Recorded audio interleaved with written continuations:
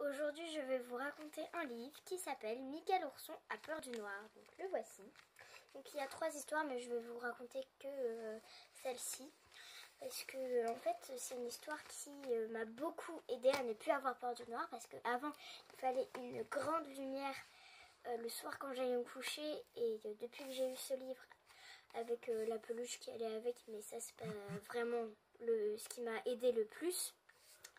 Mais c'est vraiment ce livre avec cette histoire qui m'a aidée. Et maintenant, j'ai encore un peu peur du noir, mais j'ai plus besoin d'une géante lumière pour m'endormir. Donc c'est parti, je vais raconter l'histoire. Mika l'ourson a peur du noir. Mika est un ourson si blanc qu'il ressemble comme 2 gouttes d'eau à une grosse peluche toute neuve. Bien au chaud dans sa chambre, il joue sagement, tandis que sa maman prépare un bon gâteau aux phoques. Aujourd'hui, Mika est un grand pirate et il ne craint ni le vent, ni la pluie, ni les canons des vaisseaux ennemis. À l'abordage! Prosternez-vous, moussaillons. À moi le trésor de l'Arctique, lance fièrement Mika.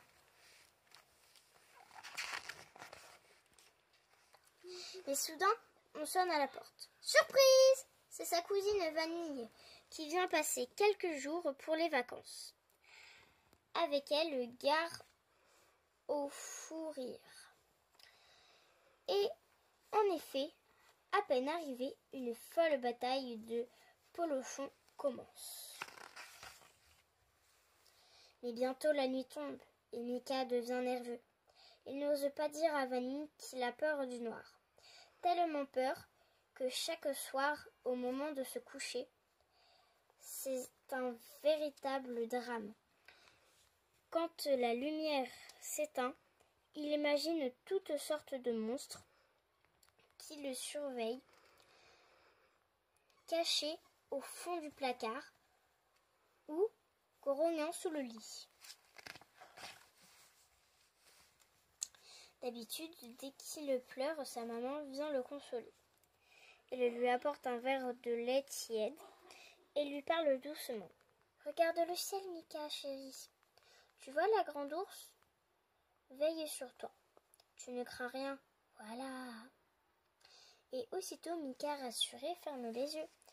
Il peut alors rêver qu'il nage la brasse au milieu des sirènes. Mais cette fois, pas question de pleurnicher, ou Vanille se moquerait de lui.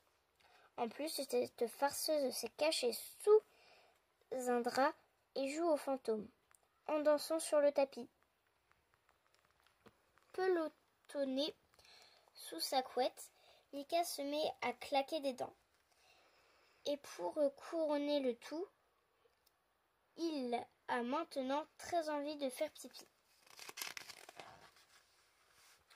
« Ne me dis pas que tu as peur du noir » demande Vanille à son petit cousin.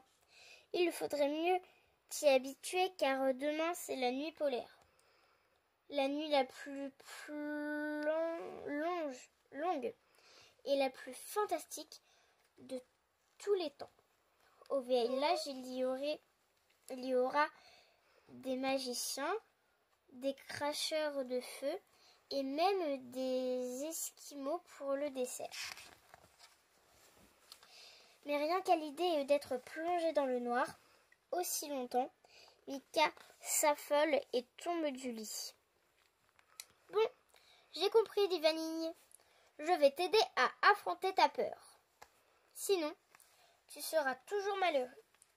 Mets ton costume de super Teddy, chausse tes bottes en plastique, prends cette lampe de poche et suis-moi. »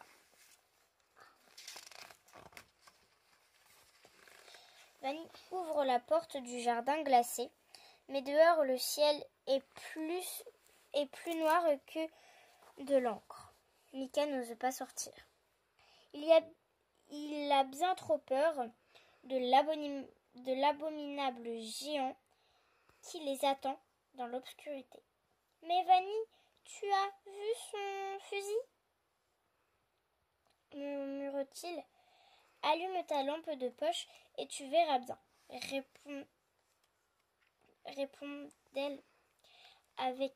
répond-elle avec un grand sourire. « Oh, ce n'est qu'un gros bonhomme de neige, et le fusil est en réalité un balai, un simple balai de cuisine. Tu vois qu'il n'y avait pas de quoi fouetter un chat, » se moque gentiment Vanille en le prenant par le bras. Mais là-bas, ces ombres qui avancent vers nous, je suis sûre que ce sont des chasseurs. Des chasseurs? Tu as beaucoup trop d'imagination. Allez, lampe de poche, Mika. Un rayon de lumière révèle soudain une famille de pingouins qui pêchent tranquillement sur la banquise. Ouf, j'ai eu chaud, avoue Mika, les joues légèrement rouges. Revenons vers la maison, propose Vanille. Devant la porte d'entrée, deux immenses serpents sont dressés face à eux.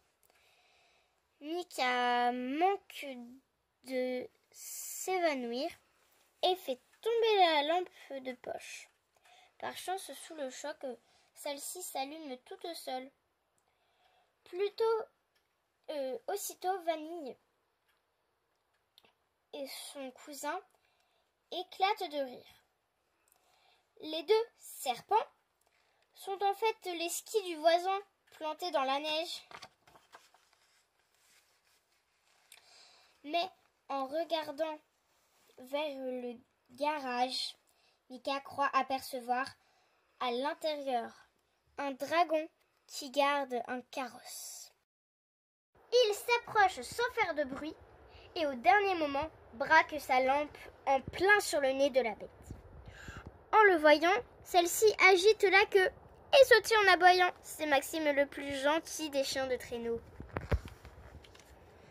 Mika commence à se prendre au jeu, de plus en plus courageux. Il ouvre la porte de la maison, mais sursaute tout de même en voyant l'énorme araignée qui les observe depuis l'entrée.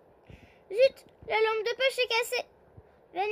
Vanille allume alors la lumière et fait un clin d'œil à son cousin. La voilà ton araignée, un parapluie ouvert. À présent, Mika n'a plus peur du tout. Il se met à chanter joyeusement en montant l'escalier. Dans le couloir, Vanille lui demande avec une petite voix. « Mika, c'est deux têtes qui nous regardent sur le mur. »« Ah non, me dis pas que tu as peur d'un miroir maintenant. C'est le monde à l'envers. Allez au lit, peureuse. » Le lendemain matin, le jour ne se lève pas. Mais Mika est heureux car il va pouvoir profiter pleinement de la nuit polaire. Il décide même de participer aux activités et organise un petit spectacle pour tout le village. Au programme, frissons et chair de poule, car Mika a imaginé une histoire d'igloo hanté.